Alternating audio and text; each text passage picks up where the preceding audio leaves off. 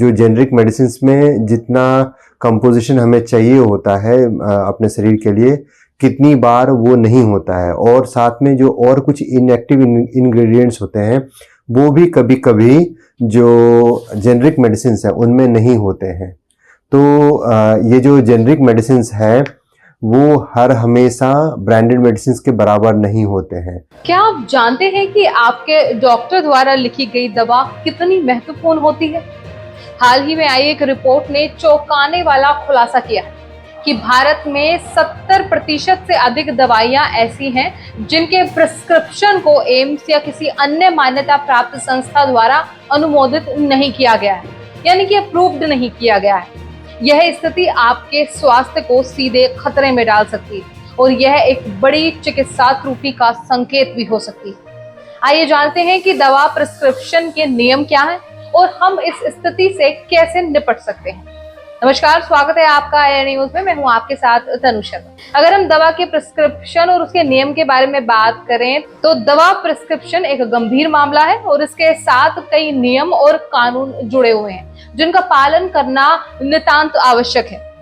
पहला पॉइंट है इसमें मान्यता प्राप्त संस्थानों द्वारा अनुमोदन, यानी कि भारत में दवा प्रिस्क्रिप्शन के लिए एम्स, अखिल भारतीय आयुर्विज्ञान संस्थान और अन्य प्रमुख चिकित्सा संस्थानों द्वारा अनुमोदित दवाइयां ही सुरक्षित मानी जाती हैं। ये संस्थान दवाइयों की सुरक्षा और प्रभावशीलता की गहन जांच करते हैं, जिससे सुनिश्चित होता है कि वे अपने स्वास्थ्य के लिए सुरक्षित हैं।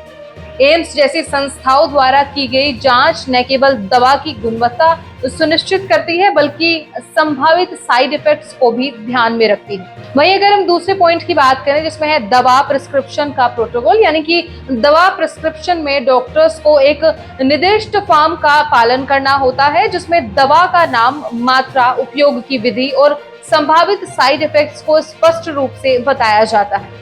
यह प्रोटोकॉल सुनिश्चित करता है कि मरीज को सही दवा सही खुराक में मिले और किसी भी तरह की चिकित्सा त्रुटि से बचा जा सके। सही प्रिस्क्रिप्शन न केवल प्रभावशीलता को बढ़ाता है बल्कि दवा के दुष्परिणामों को भी कम करता है। तीसरे पॉइंट की बात करें तो यह है हमारा विविध प्रावधान, यानी कि भारत में दवा प्रिस्क्रिप्शन पर विविध प्रावधान भी है जिनका पालन न करने पर कानूनी कार्यवाही हो सकती है। दवाइयों का प्रमाणीकरण और पंजीकरण भी इन नियमों का हिस्सा है। इसके अंतर्गत दवाइयों की गुणवत्ता और उनकी वैधता की जांच शामिल है, जो सुनिश्चित करती है कि दवाइयां मानक और नियमों के अनुसार हैं। वहीं अगर हम बात करें प्रिस्क्रिप्शन के नियमों का पालन न करना आपके स्वास्थ्य के लिए कितना खतरनाक हो सकता है।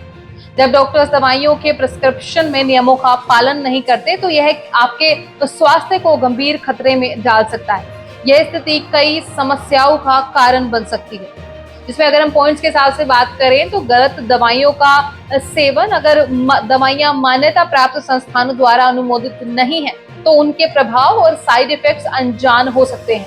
इससे न केवल आपके स्वास्थ्य को नुकसान हो सकता है बल्कि गंभीर स्वास्थ्य समस्याएं भी उत्पन्न हो सकती हैं। उदाहरण के तौर पर अवैध दवाइयां अक्सर कम गुणवत्ता की होती हैं और उनमें संपूर्ण प्रभावशीलता का अभाव होता है। वहीं दूसरे पॉइंट की बात करें तो दवा की खुराक का गलत निर्धारण, यानी कि गलत दवा प्रिस्क्रिप्शन के कारण दवा की खुराक गलत हो सकती है जो ओवरडोज या अंडरडोज का कारण बन सकती है।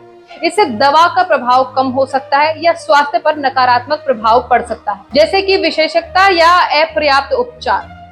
तीसरा पॉइंट है अप्रूव्ड दवाइयों का प्रयोग, यानी कि कई दवाइयां जो अप्रूव्ड नहीं है वे या तो प्रभावहीन हो सकती हैं या फिर गंभीर साइड इफेक्ट्स पैदा कर सकती हैं। इस प्रकार की दवाइयां अक्सर अवैध रूप से मार्केट में उपलब्ध होती हैं और इनका उपयोग स्वास्थ्य पर विपरीत असर डाल सकता है। इस स्थिति से निपटने के लिए हमें कुछ महत्वपूर्ण कदम उठाने की आवश्यकता है, जैसे कि स्वयं की जांच करें, यानी कि जब भी आपको दवा दी जाए तो उसकी प्रमाणिकता और अनुमोदन की जांच करें।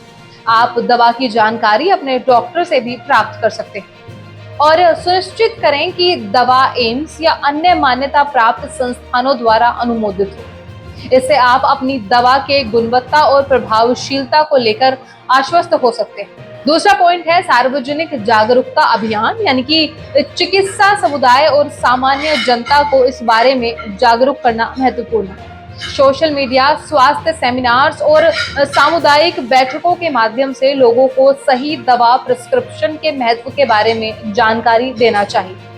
इसके लिए मीडिया, विज्ञापन और जनसंचार के अन्य साधनों का भी उपयोग किया जा सकता है। अगर तीसरे पॉइंट की बात करें तो आयुष मंत्रालय और अन्य नियामक संस्थाओं से संपर्क।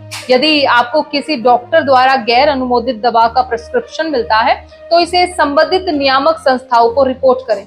यह उनके लिए समस्या की गंभीरता को समझने और उचित कार्यवाही करने में मदद करेगी। इसके साथ ही आप अपनी शिकायतों और सुझाव भी संबंधित प्राधिकृत निकायों तक पहुंचाकर प्रणाली में सुधार की दिशा में योगदान कर सकते हैं। वहीं अगर हम बात करें स्वास्थ्य अधिकारों के प्रति जागरूकता की, तो प्रत्येक व्यक्ति को अपने स्वास्थ्य अधिकारों के प्रति जागरूक रहना चाहिए और किसी भी प्रकार की असमानता या दवा प्रिस्क्रिप्शन में गड़बड़ी के खिलाफ आवाज उठानी चाहिए।